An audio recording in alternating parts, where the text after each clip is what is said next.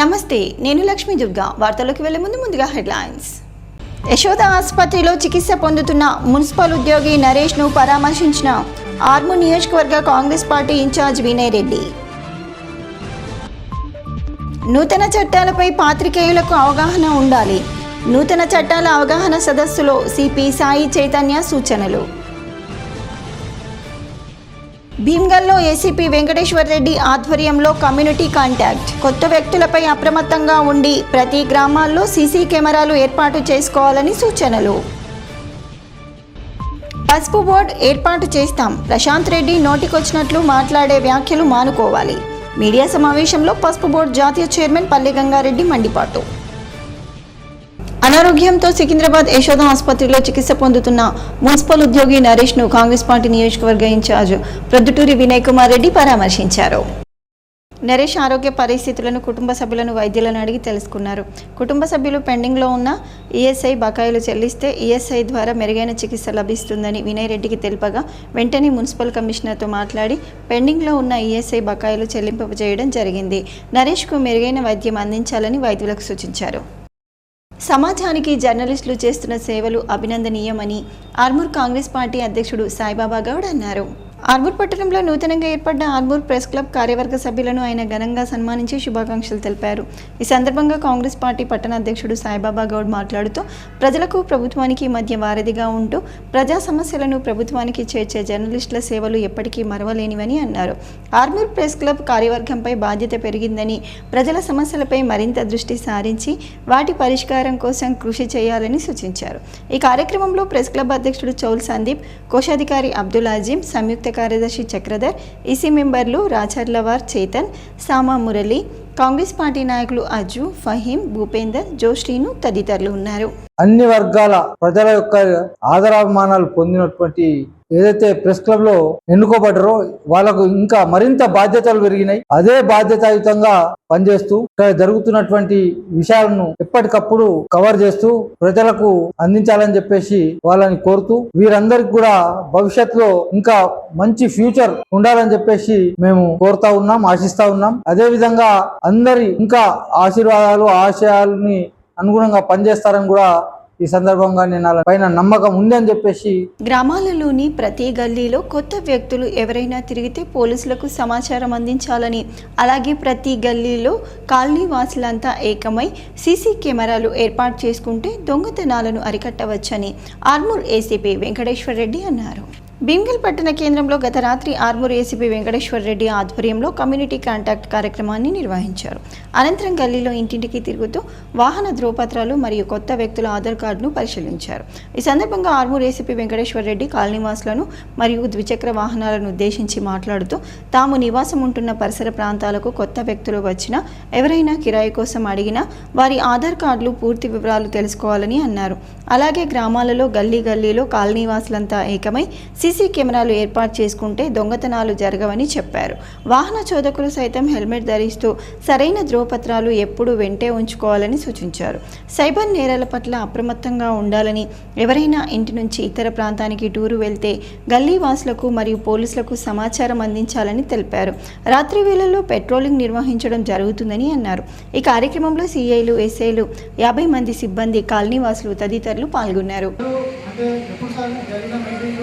Sir అంటే ఎవరైనా కానీ రోడ్ సేఫ్టీ, సైబర్ క్రైమ్ గురించి చెప్తారు. కానీ వల్ల మనకు ఇంకా కొత్త విషయాలు కూడా పిల్లల్ని ఇంట్లో పెంచే విధానం కూడా అంటే చిన్నపిల్లలు కష్టపడకుండా పెరిగి ఆత్మహత్యలు చేసుకుంటున్న విషయాలు కూడా చెప్పారు. ధన్యవాదాలు సార్. ఈ భీమ్గల్ దాంట్లో మనకు కమ్యూనిటీ కాంటాక్ట్ ప్రోగ్రామ్ని విజయవంతం చేసిన మన ఏసీపీ ఆర్మూర్ గారికి మరియు అలాగే మన సబ్ డివిజన్ ఎస్ఐలకు, సిఐలకు మరియు బాబునగర్ను భీమ్గల్ ప్రజలకు నా యొక్క ధన్యవాదాలు. Thank you. చాలామంది సెల్ఫ్గా అంటే ఎవరో చేసింది కాదు, మన చేతులారా మన జీవితాలను కోల్పోయి మన పిల్లలు కోల్పోయి చేస్తున్నారు. మరి దానికి మనం అందరం తెలుసు. రోడ్డు భద్రతలో భాగంగా ఫస్ట్ ఏం చేయాలా, హెల్మెట్ అనేది అందరూ ధరించాలి. హెల్మెట్ అనేది ధరించాలి. నందిపేటలో 8 యాక్సిడెంట్ అయితే 4 సెల్ఫే. ఆ సెల్ఫ్ దగ్గర ఇద్దరు పడ్డారు. తర్వాత ఇట్లా ఇంకొకటి చెప్తాను, ఈ సెల్ఫ్ కాకుండా రోడ్డు నియమాలు సరిగా పాటించకుండా. ఇప్పుడు మన అందరికీ తెలుసు ఆర్మూర్లో ఆ 3 ఫంక్షన్ హాల్ ఉన్నాయి. వెంకటేశ్వర ఫంక్షన్ హాల్, దాని పక్కన ఇంకొక ఫంక్షన్ హాల్, దాని పక్కన వాళ్ళు ఏం చేయాలి, రూట్ పోయి ముందు పోయి యూటర్న్ తీసుకొని రావాలి. ఇది దగ్గర ఉంటుందని ఏం చేస్తారు, ఆ ముందరికెళ్ళి ఆపోజిట్ డైరెక్షన్లో పోతాం. లాస్ట్ వేల్పూర్ మండలంలోని కొత్తపల్లి గ్రామంలో నందమూరి తారక రామారావు జయంతి ఉత్సవాలను ఆర్మూర్ డివిజన్ మాజీ టీడీపీ నాయకులు ఘనంగా నిర్వహించారు. ఈ సందర్భంగా వారు మాట్లాడుతూ ఎన్టీఆర్ యొక్క 102వ జయంతి వేడుకలను పార్టీలకు అతీతంగా ఈరోజు కొత్తపల్లి ఎన్ గ్రామంలో మాజీ సర్పంచ్ గడ్డం నర్సారెడ్డి ఆధ్వర్యంలో ఆర్మూర్ డివిజన్ టీడీపీ నాయకులు ఘనంగా నిర్వహించడం జరిగిందని అన్నారు. అనంతరం కేక్ కట్ చేసి స్వీట్లు పండ్లు పంపిణీ చేశారు. నందమూరి తారక రామారావు ముఖ్యమంత్రిగా చేసిన సేవలు మరవలేనివని కొనియాడారు. భారతదేశంలో తెలుగు ప్రజలు అంటే తెలియని వారికి తెలుగు రాష్ట్రం యొక్క ఘనతను దేశవ్యాప్తంగా చాటి చెప్పిన నాయకుడు ఎన్టీఆర్ అని అన్నారు. ఆయన బడుగు బలహీన వర్గాల ప్రజలకు అనేక సంక్షేమ కార్యక్రమాలను చేపట్టి నేటికి చిరస్మరణీయుడిగా మిగిలిపారని అన్నారు. ఆయన చేపట్టిన సంక్షేమ పథకాలను నేటికి ప్రజలు గుర్తు తెచ్చుకుంటారని తెలిపారు. 2 రూపాయలకు కిలో బియ్యం, రైతులకు మీటర్లు లేకుండా విద్యుత్ వంటి అనేక కార్యక్రమాలు చేశారని అన్నారు. ఈ కార్యక్రమంలో కార్యనిర్వాహకులు కొత్తపల్లి మాజీ సర్పంచ్ గడ్డం నర్సారెడ్డి, జగన్పల్లి మాజీ ఎంపీపీ అనంతరెడ్డి, వేల్పూర్ మాజీ ఎంపీపీ మోతే రామాగౌడ్, రైతు నాయకులు మిట్టపల్లి మహిపాల్, మాజీ ఏఎంసీ చైర్మన్ కొట్టాల చిన్నారెడ్డి, ముప్కాల్ టీఆర్ఎస్ మండల అధ్యక్షుడు ముస్కు భూమేష్, అంగసపూర్ లాలిమాల్ రెడ్డి, క్యాతం గంగారెడ్డి, సరితా మోహన్, మాజీ సర్పంచ్లు, ఎంపీటీసీలు, సొసైటీ చైర్మన్లు, టీడీపీ నాయకులు, వివిధ పార్టీలకు సంబంధించిన నాయకులు తదితరులు ఉన్నారు. వివిధ గ్రామాలకు వచ్చినటువంటి అందరికీ నాయక హృదయాలు తెలియజేస్తూ, ఎందుకంటే మేము తెలుగుదేశము అంటే ఈ గ్రామము అసలు ఈ గ్రామమే తెలుగుదేశము. అందుకోసం మేము కూడా మా తాతలు తండ్రుల పరుషులకు తెలుగుదేశం కాబట్టి మా తండ్రులు ఏం చేశారంటే ఈ గ్రామం ఎక్కలేని విధంగా సుమారు దాదాపు 22 సంవత్సరాల క్రితమే ఇక్కడ రామారావు విగ్రహాన్ని ప్రతిష్ఠింపజేయడం జరిగింది. ఎందుకంటే అంత అభిమానం ఈ గ్రామానికంటే. దాని తర్వాత ఏదో అనివార్య కారణాల వల్ల ఇక ఇదో అదో అని కొట్లాడి ఏదో అయిపోయింది.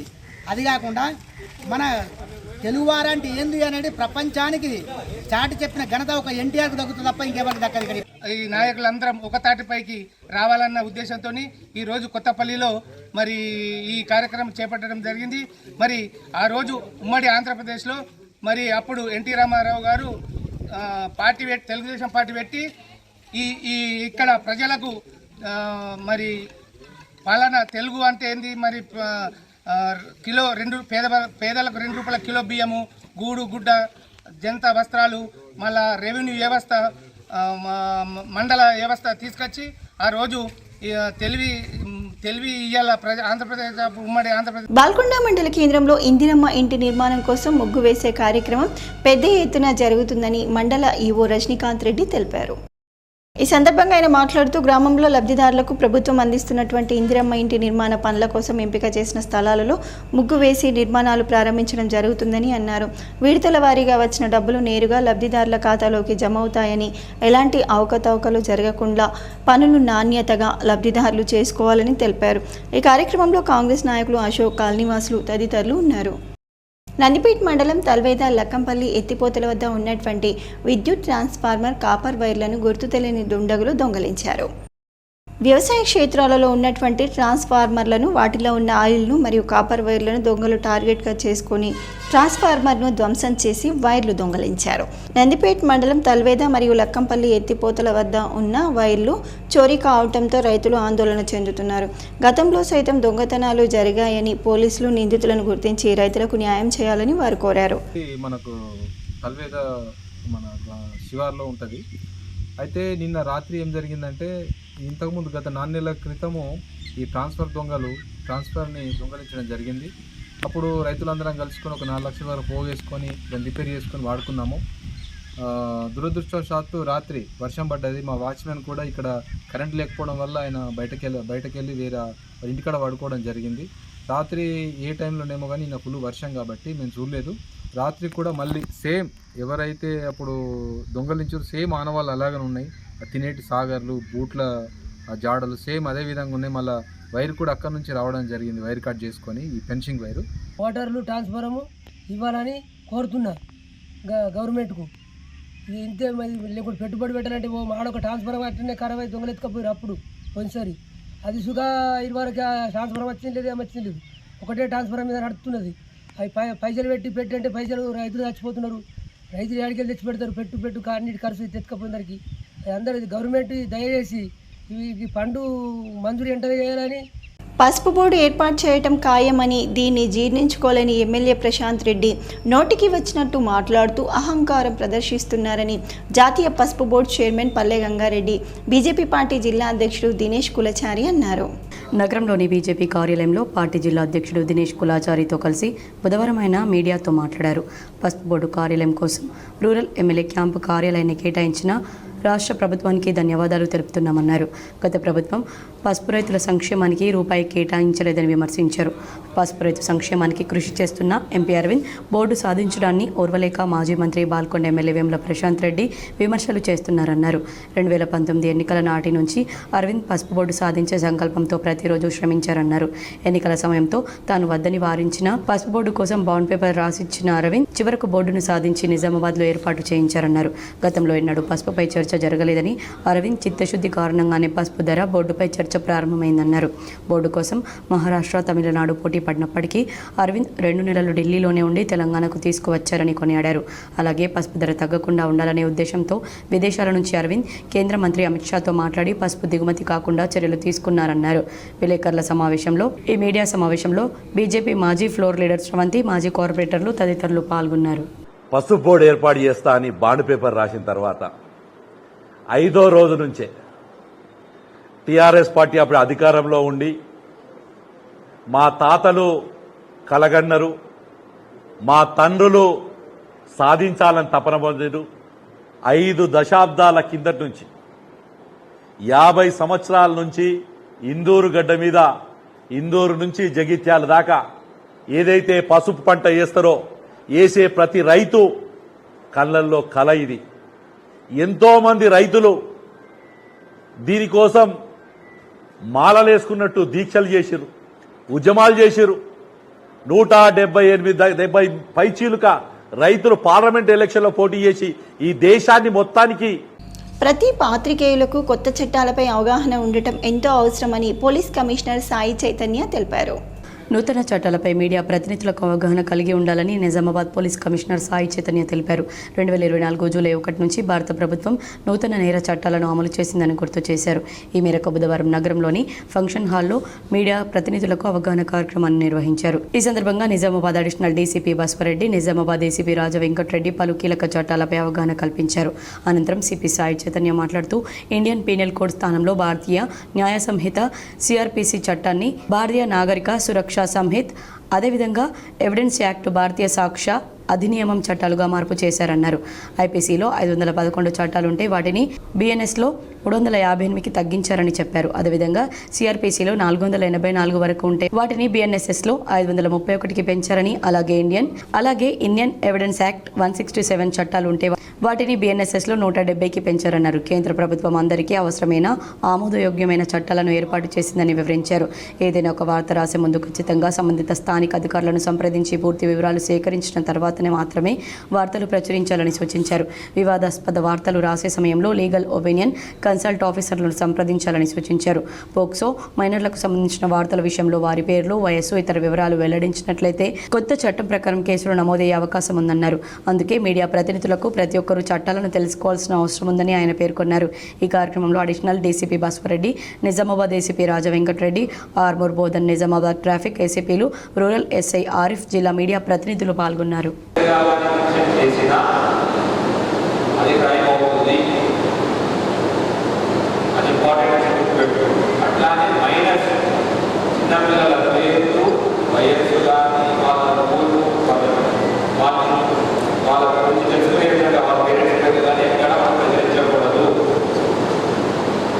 ఇది చాలా ముఖ్యమైన విషయం.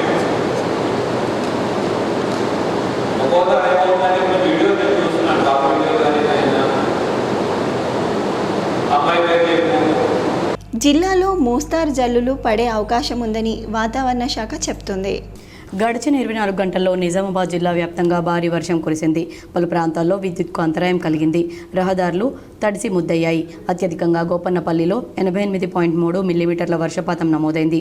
రేంజల్లో 87, మదనపల్లి 84.0, నిజామాబాద్ పట్టణం 71.5, లక్ష్మపూర్ 86.5, మోస్రా 51.0, నవీపేట్ 49.5, మాచర్ల 49.0, కోటగిరి 46.5, జాకోరా 52.3, రుద్రూర్ 50.5, చిన్నమావంది 28.5, పోతంగల్ 34.0, కల్దుర్కిలో 35.3 మిల్లీమీటర్ల వర్షపాతం నమోదైంది. నిజామాబాద్ జిల్లా కేంద్రంలోని స్పైసెస్ బోర్డు కార్యాలయంలో పసుపు బోర్డు కార్యాలయాన్ని అధికారులు ఏర్పాటు చేశారు. జాతీయ పసుపు బోర్డుకు కార్యాలయం లేకపోవడంతో స్పైసెస్ బోర్డు రీజనల్ కార్యాలయంలో తాత్కాలికంగా ఏర్పాటు చేశారు. బోర్డు ప్రకటించిన తర్వాత జిల్లా కేంద్రంలో అనుకూలమైన కార్యాలయం కోసం ఎంపీ అరవింద్ ధర్మపురి, ఆర్ఎండ్బి శాఖ మంత్రి కోమటిరెడ్డి వెంకటరెడ్డికి లేఖ రాశారు.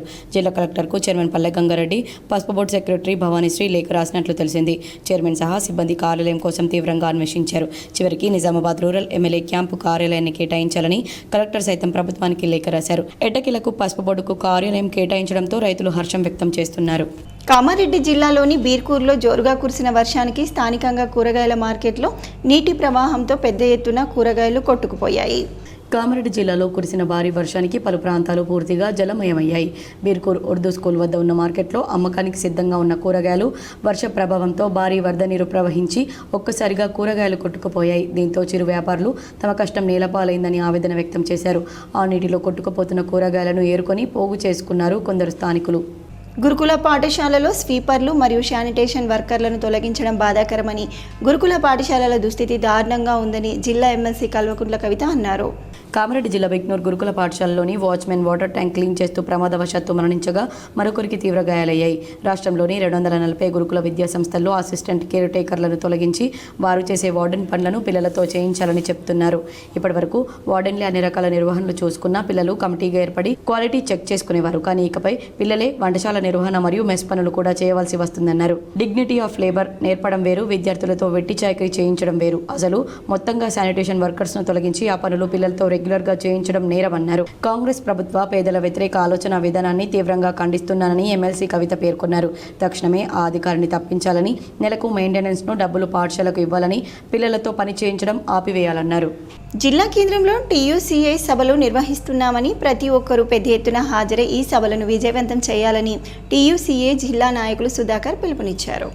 Trade union centre of India TUCA జిల్లా కమిటీ ఆధ్వర్యంలో శ్రామిక భవన్ కోటగల్లీలో మీడియా సమావేశం నిర్వహించారు. ఈ సందర్భంగా టీయూసీఏ జిల్లా ప్రధాన కార్యదర్శి ఎం సుధాకర్ మాట్లాడుతూ జూన్ 1న జిల్లా కేంద్రంలోని కోటగల్లీ ఎన్ఆర్ భవన్లో టీయూసీఏ జిల్లా మహాసభ నిర్వహిస్తున్నామన్నారు. ఈ మహాసభకు ముఖ్య వక్తలుగా టీయూసీఏ రాష్ట్ర అధ్యక్ష కార్యదర్శులు హాజరవుతున్నారన్నారు. జిల్లాలోని మున్సిపల్, గ్రామ పంచాయతీ, కేజీబీవీ, మోడల్ స్కూల్, భవన నిర్మాణ, మిషన్ భగీరథ, హమాలీ, మోటార్ రంగ కార్మికులు, బీడీ కార్మికుల సమస్యల పరిష్కారం కోసం, వేతనాల పెంపు కోసం, వారి ఉద్యోగ ఆరోగ్య భద్రత కోసం యూనియన్ ఆధ్వర్యంలో రాజీలేని పోరాటం చేశామన్నారు. ఈ నేపథ్యంలో గత పోరాటాలను సమీక్షించుకొని భవిష్యత్తును కార్యాచరణను రూపొందించుకోవడం కోసం కొత్త జిల్లా కార్యవర్గాన్ని ఎన్నుకోవడం కోసం జూన్ 1వ తేదీన జిల్లా మహాసభ నిర్వహిస్తున్నామన్నారు. జిల్లాలోని కార్మికులు, ప్రజలు, ప్రజాస్వామ్యవాదులు ఈ మహాసభలను జయప్రదం చేయాలని విజ్ఞప్తి చేశారు. ఈ ప్రెస్ మీట్లో టీయూసీఏ జిల్లా ఉపాధ్యక్షులు ఎం వెంకన్న, డి రాజేశ్వర్, జిల్లా సహాయ కార్యదర్శి బి మల్లేష్, జిల్లా నాయకులు కిరణ్, సాయన్న, గంగాధర్ తదితరులు పాల్గొన్నారు. Trade union centre of India TUCI Nizamabad జిల్లా మహాసభలు జూన్ 1వ తేదీన నిజామాబాద్ జిల్లా కేంద్రంలో కోటగల్లో నిర్వహించడం జరుగుతూ ఉన్నది. ఈ మహాసభల్లో నిజామాబాద్ జిల్లాలోని కార్మికులు, ముఖ్యంగా కేజీబీవీ, మోడల్ స్కూల్కి సంబంధించిన నాన్ టీచింగ్ వర్కర్లు, యూనివర్సిటీ నాన్ టీచింగ్ వర్కర్లు, అదేవిధంగా మున్సిపల్, గ్రామ పంచాయతీ, బీడీ కార్మికులు, అదేవిధంగా మిగతా అనుబంధ సంఘాల కార్మికులు కూడా ఈ మహాసభల్లో పాల్గొంటూ ఉన్నారు. కాబట్టి జిల్లా మహాసభల్లో జిల్లాలో కార్మికులు ఎదుర్కొంటున్నటువంటి సమస్యలు, వాటి పరిస్థితి. నిజామాబాద్ జిల్లా కేంద్రంలో తెలుగుదేశం పార్టీ ఆధ్వర్యంలో ఆంధ్రప్రదేశ్ మాజీ ముఖ్యమంత్రి నందమూరి తారక రామారావు జయంతి వేడుకలను ఘనంగా నిర్వహించారు. తెలుగుదేశం పార్టీ వ్యవస్థాపకులు, తెలుగువారి ఆరాధ్య దైవం స్వర్గీయ నందమూరి తారక రామారావు 102వ జయంతి వేడుకలు ఘనంగా నిర్వహించారు. పార్లమెంట్ కన్వీనర్ దేగం యాదగౌడ ఆదేశానుసారం స్వర్గీయ నందమూరి తారక రామారావుకి భారతరత్న ఇవ్వాలని తెలుగుదేశం పార్టీ నిజామాబాద్ పార్లమెంట్ తరపున కేంద్ర ప్రభుత్వానికి డిమాండ్ చేస్తున్నామన్నారు. ఈ కార్యక్రమంలో భాగంగా మాజీ urban incharge Vinod Kumar party కార్యాలయం ఎదుట తెలుగుదేశం పార్టీ జెండా ఆవిష్కరించారు. అనంతరం ఎన్టీఆర్ చౌరస్తాలో ఎన్టీఆర్ విగ్రహానికి పూలమాలలు వేసి ఘనంగా నివాళులర్పించారు. అనంతరం సుభాష్ నగర్ ఎస్ఎఫ్ఎస్ స్కూల్ వద్ద అన్నదాన కార్యక్రమం నిర్వహించారు. ఈ కార్యక్రమం మాజీ పట్టణ అధ్యక్షులు అంబిక సత్యనారాయణ ఆధ్వర్యంలో నిర్వహించారు. తెలుగుదేశం పార్టీని స్థాపించి రాజకీయంగా తెలుగువారిని అభివృద్ధి దిశగా నడిపించిన ఏకైక వ్యక్తి ఎన్టీఆర్ అని కొనియాడారు. ఈ కార్యక్రమంలో శంకర్ ముదిరాజ్, ఎల్లంకి పురుషోత్తం, లవంగరాజు, ఇప్పలపల్లి విష్ణు, ప్రభాకర్, హరీష్, గంగుని రాజేశ్వర్, నవాతి నర్సయ్య, సుధాకర్, రవికుమార్ పాటిల్ తదితరులు పాల్గొన్నారు. తెలుగుదేశం పార్టీకి మహనీయులు మరియు అన్నగారు పార్టీ పుట్టినటువంటి పుణ్యము, ఆయన తీసుకున్న కాలము. కాబట్టి తెలుగుదేశం పార్టీ ఇంకా నడుస్తూ ఉంది. కాబట్టి అన్నగారు ఈరోజు పుట్టినరోజు కాబట్టి ఆయన మొట్టమొదటిగా శుభాకాంక్షలు తెలియజేస్తూ, మరి అన్నగారు 102 జయంతి సందర్భంగా మేమందరం నిజామాబాద్ తెలుగుదేశం పార్టీ నుంచి కొండూరు గ్రామంలో అధికారుల నిర్లక్ష్యంతో విద్యుద్ఘాతంతో నరేష్ అనే వ్యక్తి మృతి చెందాడు. సిరికొండ మండలంలోని కొండూరు గ్రామంలో 11 kV విద్యుత్ తీగలు తగిలి సుద్దులం గ్రామానికి చెందిన వడ్రంగి కులానికి చెందిన నవీన్ అనే యువకుడు మృతి చెందిన ఘటన కొండూరు గ్రామంలో చోటు చేసుకుంది. విద్యుత్ అధికారుల నిర్లక్ష్యం వల్లనే 11 kV విద్యుత్ తీగలు కిందికి వేలాడడంతో అది గమనించని నవీన్ విద్యుత్ తీగల కిందికి వెళ్లగా విద్యుత్ ప్రమాదానికి గురయ్యాడని స్థానికులు వెంటనే అంబులెన్స్లో క్షతగాత్రుణ్ణి నిజామాబాద్ ఆసుపత్రికి తరలించగా మార్గ మధ్యంలోనే మృతి చెందినట్లు స్థానికులు తెలిపారు. బంధువులైన గణపురం రవి ఇంటికి వచ్చిన నవీన్ మృతి చెందిన వార్త వినగానే స్థానికులు విద్యుత్ అధికారుల నిర్లక్ష్యం వల్లనే మృతి చెందాడని, మృతుడికి న్యాయం కావాలని, గ్రామంలో ఇలాంటి ఘటనలు పునరావృతం కావద్దని ధర్నా నిర్వహించారు. వెంటనే స్పందించిన పోలీసు అధికారులు దర్పల్లి సిఐ భిక్షపతి, సిరికొండ ఎస్ఐ ఎల్రామ్ ఘటనా స్థలానికి వెళ్లి విద్యుత్ అధికారుల నిర్లక్ష్యానికి కారణమైన వారిపైన కేసు నమోదు చేసి మృతుడికి న్యాయం జరిగేలా చేస్తానని చెప్పడంతో ధర్నా విరమించుకున్నారు. మృతుడి బంధువులు ఇచ్చిన ఫిర్యాదు మేరకు కేసు నమోదు చేసుకుని దర్యాప్తు చేస్తున్నట్లు సిఐ భిక్షపతి పేర్కొన్నారు. సిరికొండ మండల్, నిజామాబాద్ డిస్ట్రిక్ట్. ఇక్కడ నా పేరు నారాయణ రెడ్డి. ఇక్కడ కొండూరు గ్రామంలో 11 kV కిందికి ఉండడం వల్ల ఒక పొరుగురు ఆయన ఇక్కడికి రావడం, ఆయన తెలియక ఈ నెత్తి కలిగి చనిపోవడం జరిగింది. ఇది విద్యుత్ అధికారుల నిర్లక్ష్యం వల్ల జరగడం జరిగింది. ఇంతకు ముందే ఒక 15-20 రోజుల కింద డి గారికి కంప్లైంట్ చేయడం జరిగింది. ఆయనకు పట్టించుకోలేడు. కాకపోతే ఆయన ఏదైనా కంబలు ఇచ్చి ఉంటే ఇక్కడ ఏఈ గారు కానీ, ఏఈ గారికి ఏఈ గారు మా విలేజ్ అయినా హెల్పర్ గారికి ఇస్తే వీళ్ళు చేస్తుంది. కాకపోతే ఇది డి గారు తప్పు వల్లనే జరిగింది. వార్తలు ముగించే ముందు హెడ్లైన్స్ మరోసారి. యశోద ఆసుపత్రిలో చికిత్స పొందుతున్న మున్సిపల్ ఉద్యోగి నరేష్ ను పరామర్శించిన ఆర్మూర్ నియోజకవర్గ కాంగ్రెస్ పార్టీ ఇన్ఛార్జ్ వినయ్ రెడ్డి. నూతన చట్టాలపై పాత్రికేయులకు అవగాహన ఉండాలి. నూతన చట్టాల అవగాహన సదస్సులో సిపి సాయి చైతన్య సూచనలు. భీమ్గల్లో ఏసీపీ వెంకటేశ్వర్ రెడ్డి ఆధ్వర్యంలో కమ్యూనిటీ కాంటాక్ట్. కొత్త వ్యక్తులపై అప్రమత్తంగా ఉండి ప్రతి గ్రామాల్లో సీసీ కెమెరాలు ఏర్పాటు చేసుకోవాలని సూచనలు. పసుపు బోర్డు ఏర్పాటు చేస్తాం. ప్రశాంత్ రెడ్డి నోటికొచ్చినట్లు మాట్లాడే వ్యాఖ్యలు మానుకోవాలి. మీడియా సమావేశంలో పసుపు బోర్డు జాతీయ చైర్మన్ పల్లె గంగారెడ్డి మండిపాటు. ఇవి బులెటిన్లోని విశేషాలు. తిరిగి వచ్చే బులెటిన్లో మళ్ళీ కలుద్దాం. అంతవరకు సెలవు. నమస్కారం.